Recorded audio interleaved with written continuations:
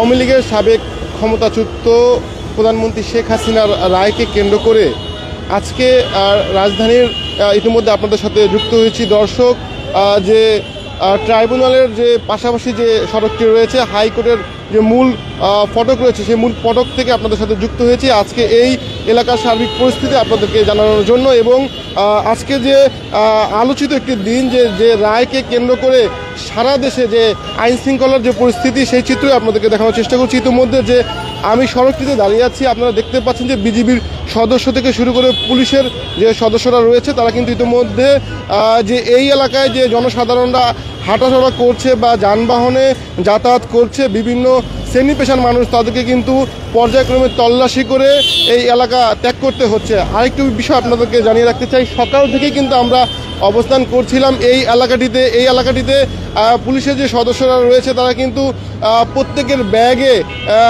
পর্যায়ক্রমে তল্লাশি করছে এবং এখনো পর্যন্ত এই এলাকায় সন্দেহজনকভাবে কাউকে তারা কোনো প্রকার গ্রেপ্তার করেনি, সেই তথ্যই তারা আমাদেরকে জানিয়েছেন। তবে সাধারণ মানুষ যারা রয়েছেন, যারা বিভিন্ন পেশার মানুষ, তাদের যে রিক্সা যোগে যারা এই হাইকোর্টের ভিতরে যারা বিভিন্ন কর্মের সাথে জড়িত রয়েছেন, এবং দেখা যাচ্ছে যে এই এলাকার যে সার্বিক পরিস্থিতি আপনারা নিশ্চয়ই দেখছেন যে পুলিশের পক্ষ থেকে তারা ব্যাগ তল্লাশি করছে এবং তারা দেখছে যে তাদের এই ব্যাগ তল্লাশির মধ্যে দিয়ে কোনো প্রকার তারা সন্দেহজনক কোনো কিছু পায় কিনা।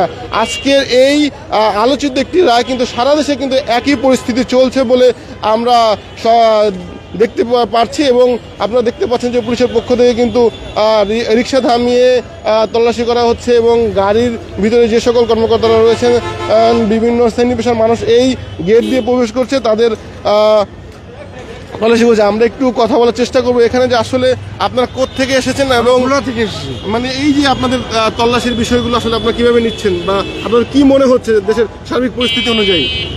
সব ঠিক আছে, যেভাবে যা চলতেছে সব ঠিক আছে।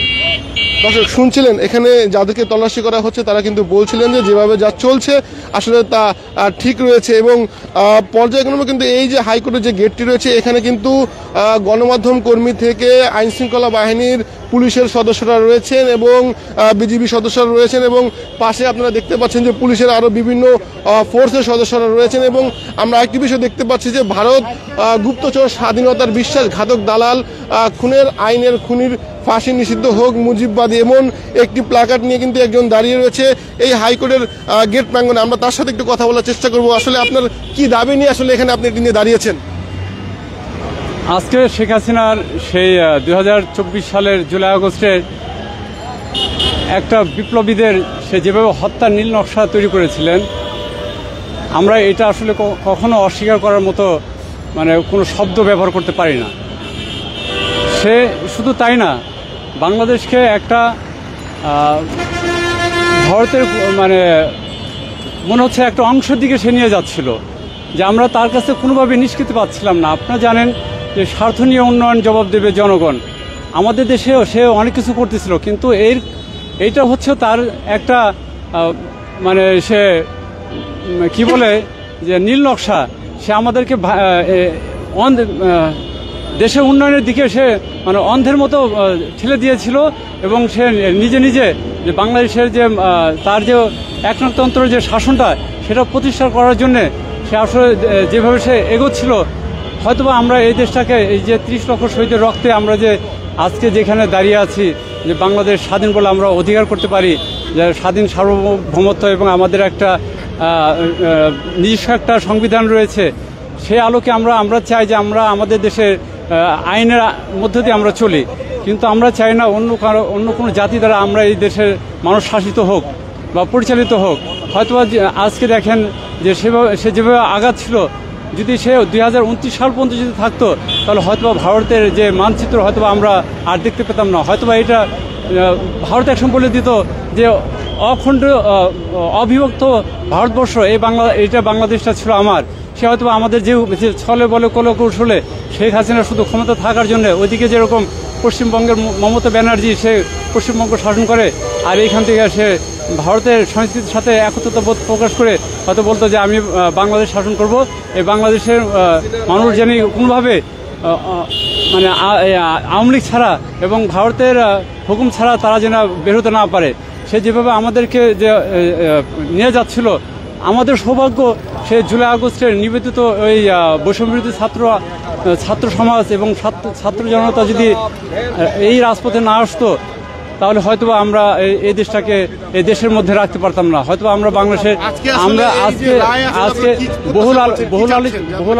বহুল আলোচিত আজকে যে শেখ হাসিনা যে আজকে আসলে রায় কি চাচ্ছেন আপনারা? আমি শেখ হাসিনার যে কৃতকর্মের যে দৃষ্টান্তমূলক ফাঁসির রায় আমি এটা প্রত্যাশা করি, এবং এটা আমরা এইখানে এটা নিয়ে এসেছি এই কারণে যে আমরা জোরালোভাবে যদি আবেদন না করি হয়তোবা জাস্টিস বুঝতে পারবে না, জাস্টিস হয়তোবা এটাকে অন্যভাবে নিয়ে যেতে পারে। দর্শক শুনছিলেন যে এই যে যারা ইতিমধ্যে দাঁড়িয়ে রয়েছেন তারা কিন্তু ক্ষমতাচ্যুত সাবেক প্রধানমন্ত্রী শেখ হাসিনার ব্যাপারে কিন্তু আসলে তারা চাচ্ছিলেন যে কাঙ্ক্ষিত একটি রায় যাতে তার ফাঁসির ঘোষণা হয়, এবং তারা বলছিলেন যে বাংলাদেশকে আসলে ভারতমুখী যে একটি ক্ষমতার দিকে ঢেলে দিয়েছিলেন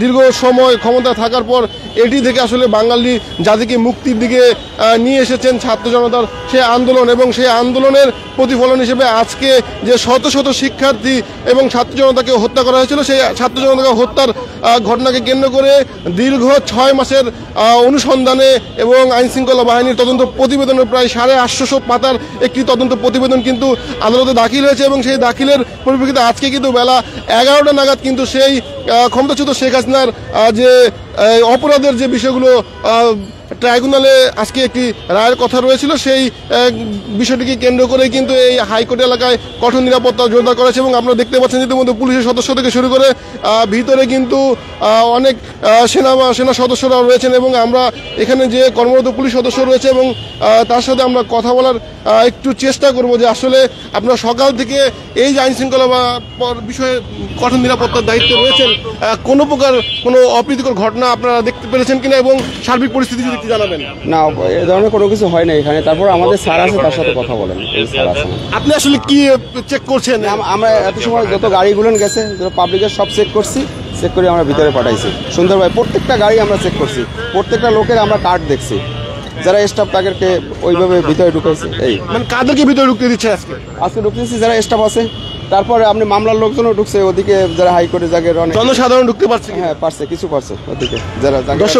দর্শক শুনছিলেন যে এই যে একজন পুলিশ কর্মকর্তা যিনি জুলফিকার নামে, তার সাথে আমরা কথা বলছিলাম। তিনি বলছিলেন যে এই হাইকোর্টের ভিতরে যে সকল কর্মকর্তারা রয়েছেন তাদের কার্ড এবং পরিচয় জেনেই কিন্তু আসলে ভিতরে একে একে জনসাধারণের পরিচয় নিশ্চিত করেও কিন্তু আসলে ভিতরে ঢুকতে দিচ্ছেন, এবং সেই কথাই কিন্তু তিনি আমাদেরকে জানালেন। এবং আমরা আপনাদেরকে আরও একটু এই বিষয়ে জানিয়ে রাখতে চাই যে বেলা সকাল থেকে আমরা অবস্থান করছিলাম যে এই হাইকোর্ট প্রাঙ্গণে, এবং আমরা দেখতে পাচ্ছিলাম যে সেই সকাল থেকে কিন্তু পুলিশের আইন শৃঙ্খলা বাহিনীর সদস্য থেকে শুরু করে প্রত্যেকটি বাহিনী কিন্তু কঠোর নিরাপত্তার মধ্যে দিয়ে এই এলাকাকে আসলে চাদরে ঢেকে রেখেছেন, এবং তারা প্রত্যেকটি সাধারণ মানুষ থেকে শুরু করে এই হাইকোর্ট অঙ্গনের যে কর্মচারীরা রয়েছেন প্রত্যেকেরই কিন্তু আসলে কার্ড যাচাই করে এবং তল্লাশি করার পর কিন্তু আসলে এই ভিতরে ঢুকতে দিচ্ছেন। এবং সারা দেশে কিন্তু একই কার্যক্রম আইনশৃঙ্খলা বাহিনী থেকে শুরু করে সকল প্রশাসনিক লেভেলের যারা রয়েছেন তারা কিন্তু সেই দায়িত্ব মধ্যে দিয়ে রয়েছেন যে আজকে যে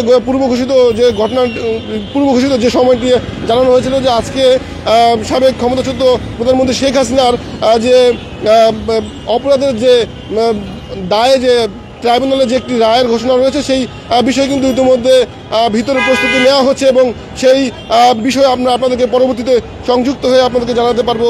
এই ছিল হাইকোর্ট প্রাঙ্গণ থেকে আমার কাছে সর্বশেষ তথ্য।